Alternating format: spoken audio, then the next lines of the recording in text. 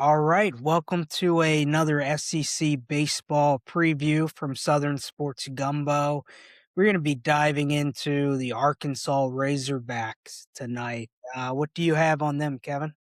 Yeah, so if you look over the last 10 years of college baseball, Arkansas has been as good as any team in college baseball in that time frame. Haven't won a national championship, and they went into the College World Series last year kind of as the split favorites with LSU, and wasn't able to get to the championship. Lost to LSU, kind of basically in the semifinals round. But again, the consistency of this program is really what's been really good. If you go back, it's been like since 2018, they've been at least 18 and 12 in the SEC and finished in the top four in the conference in that over that same time frame. And when you look at other teams in the conference to have, them and Tennessee had a pretty good run for 5 or 6 years where they were in that top three or four, and then last year they fell back a little bit, but to stay in the top 4 in the SEC in baseball that many years, is really a heck of an accomplishment. Dave Van Horn is a really good coach, but I'll also say this, and look, he deserves all the credit that you can give him. But he also has 2 really good assistants, Matt Hobbs, the pitching coach, Bobby Warner, the hitting coach. Those guys are very respected in college baseball, and I just think, again, that just that whole and they've been with that program, for the same time frame. And that consistency, that it's given them is what's really led to the consistency in their program. And I say all those things because you look at they lost a lot last year. So, someone could question and say, okay, well, this team's going to take a step back.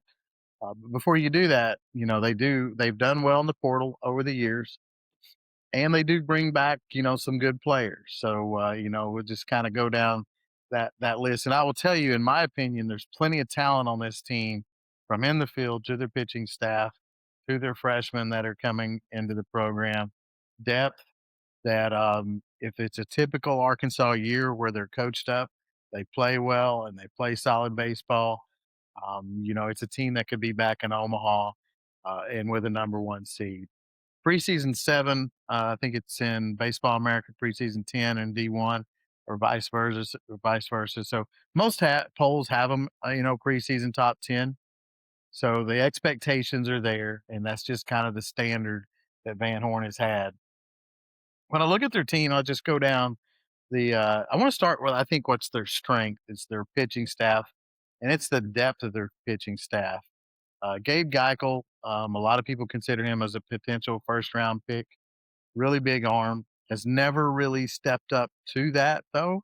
Was really good in relief last year. They started him, and at the beginning of the season, he was their number one starter. Struggled in that role, and they put him in the pen, and he was pretty good coming out of the pen. They tried to move him back in the rotation late. He was a little better than early, but still, to me, he's got a lot to prove if he's going to be, a weekend rotation guy. But again, big arm, plenty of talent to get it done. Then you have Cole Gibbler, Colin Fisher, Ethan McElwain, who was at Bandy last year, Parker, Colin. Hunter Dietz is another big arm that 2 years ago had Tommy John surgery, and then last year pitched just a very little. So they really gave him 2 full years to come back. But a lot of people expect him, to if he were to come out at the end of this year, to be a top 3 round draft pick, potentially top 2 round draft pick, is a left-handed starter. So plenty of talent there with him. And then when you look at that whole staff, you're 5, 6 deep to sort it out between bullpen starters, and then they have some other depth guys, but those are going to be your big arms that carry the team. When I go from there and I go to, their lineup, they've got a lot of talent in their lineup too. It's kind of, well, I'll just get into it. So Ryder Helfrich, their catcher, preseason All American by most everybody, first team All American, hit over 300 last year, and 17 home runs.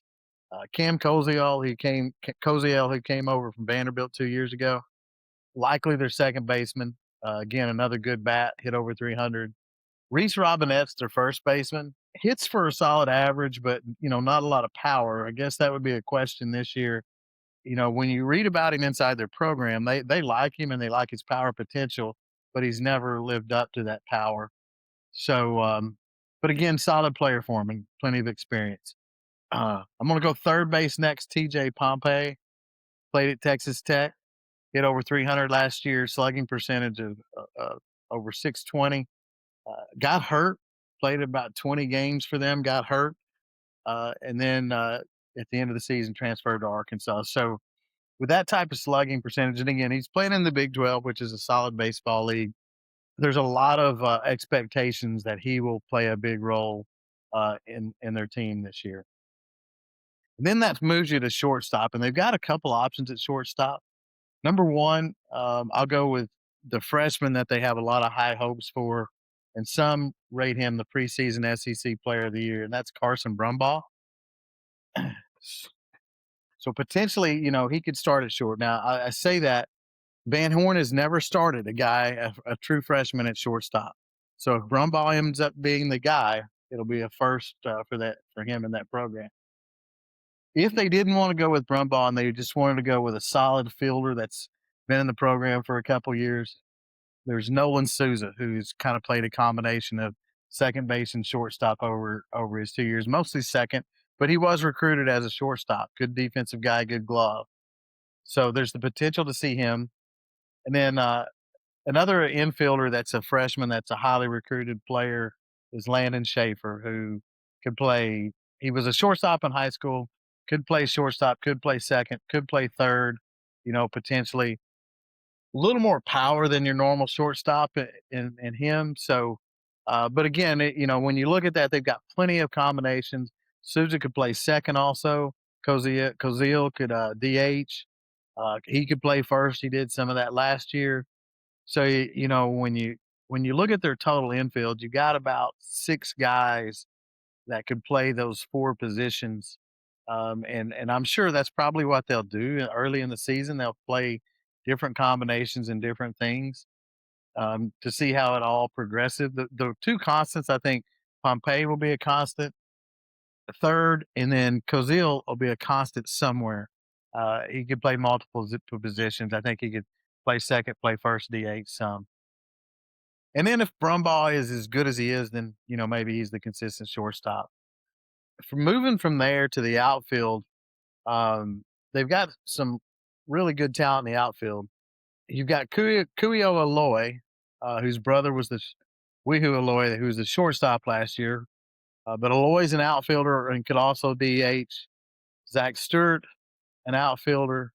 Probably the most talented outfielder is Makia Nu, who transferred from Marshall, and he will play center field. One of the highest recruited portal transfers last year, and Arkansas was able to land him. Most everybody wanted New, so he will probably start in center field.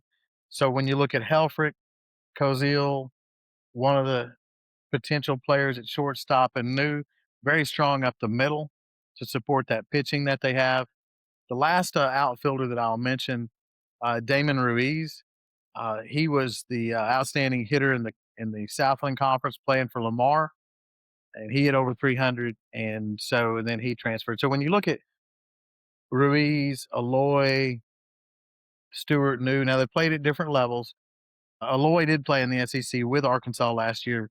The rest of those guys, different schools, a little lower than the SEC, but all those guys have the potential of hitting 300. So when you look at that, and then you look again across their infield, they've got plenty of guys that can hit the ball, and you mix in power. Helfrich can hit with power. Aloy can hit with power. Cozille can hit with power. Pompey may be the biggest power hitter when all is said and done. So you've got plenty of guys that can hit with power. You mix it in with average, and you have a really good pitching staff. Combine that with one of the best coaching staffs, and again, I think you'll see this Arkansas team at the top of the league. What is interesting to me, when you're in SEC play and you watch them play, they're very confident, and they're very confident throughout SEC play. What is interesting to me, though, is when they get in postseason play, they don't play with that same confidence, that same swag. When you watch them when they get to the College World Series, and I think this even happens before the College World Series a little bit for Arkansas, I think they press to get there. whereas a team like LSU kind of expects to get there and they expect to win when they get to those levels. Arkansas, the mishaps that they've had, overrunning the foul ball against Oregon State when that would have won them a national championship back in 2018. The last year, the mishaps they had in the last inning against LSU, they seem to press and play not to lose once it gets to the tournament time. But again, a very confident team, which is proven out in SEC play and how they perform. So again, it's a team I expect at the top. We'll see how they progress over the season to see how the postseason goes for them. What's your thoughts to them, D Mac? Yeah, so I like their opening weekend schedule. This Friday they play Oklahoma State, TCU on Saturday, Texas Tech on Sunday, and a little SEC Big 12 challenge. I'm actually going to be at their Saturday and Sunday games, so I'll get a firsthand look Adam, I they are replacing a lot in the field, almost a brand new outfield. I know Aloy was on the team last year, but more in a DH role. I think that when the dust finally settles, he's more than likely to end up back in a DH role. But Brumball is gonna be really good, whether he's playing second or shortstop, the freshman. Pompey is a guy that I have a little bit of a personal question mark with. Iredell was great last year at third base. So much power. I know Pompey's got the potential for the power, but he's coming off, less than 80 plate appearances last year. Was a little banged up. Their pitching staff too. They've probably got the most talent or very close to the most talent for anybody in the SEC. But they don't have a lot of proven guys who are ready to start games this year. So that's, I don't really question Van Horn's ability here to build a pitching staff. They're great every year. But will they kind of make the hurdle jump the hurdle this year? And, can they win a national championship is probably my biggest question. On paper, every year for, the last decade, they've had a team that could win. And last year's team, in my opinion, was their most talented that they've had and, still fell a little short. So, replacing guys like, Davlin, Maxwell, Iredell, and Justin Thomas, I'm eager to see how well this team gels. If I was making a prediction on how they finish the year, especially in the SEC, with Texas A&M in football, predicting them to go 8-4 is pretty easy. Predicting Arkansas to go 18-12 in baseball is essentially the same thing. I mean, it's a much better stat to go win 18 SEC games in baseball, but I think since 2016 their worst finish is an 18-12. Yeah, I think they're gonna host a regional, probably be in a national seed talk. I don't know if there's a curse around this program at times, but they just can't get to the finish line, and I'm eager to see how far they can go this year. But I'm gonna say no national championship this year for the Razorbacks. That's a pretty safe bet, just like your 18-12 prediction, and that's where I was going to go with them is 18-12, maybe 19-11. They don't they don't play Texas, they don't play LSU, they don't play Tennessee this year, so a little bit of some favors in the schedule there.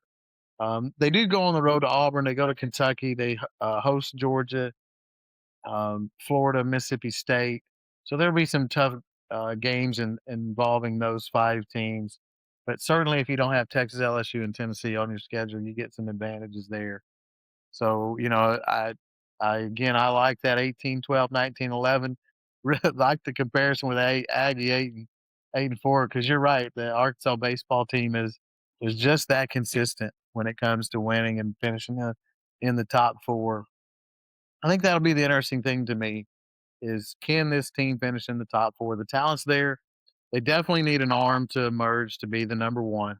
I see plenty of those guys that could be 2, 3 in bullpen, but can Gackle step up and be the number one starter? And then, like we've referenced, can this team go into postseason play and win in postseason, play with a lot of confidence in postseason, and really carry the team? Will there be some leadership to do that amongst these teams? Obviously, that would come from a guy like Helfrich, and again, playing the catcher position is the perfect position to provide some leadership. So it's going to be interesting. It's a good team. They'll be a fun team to watch as always, and they'll be in the mix every weekend. Yeah, you know, this is our sixth preview of SEC teams so far. And, you know, we kind of talked early about there's probably like 5 or 7 guys who are true Friday night guys in the SEC. 6 teams we've talked about so far don't have that guy yet.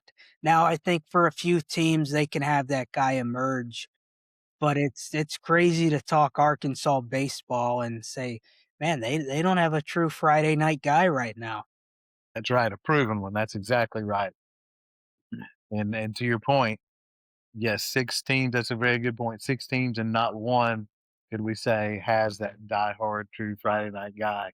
You think about a couple of other teams off the top of your head, a lot of teams are replacing that Friday night guy, so yeah, they're gonna need someone to emerge, no doubt. Yeah, definitely. So that's a wrap on Arkansas baseball.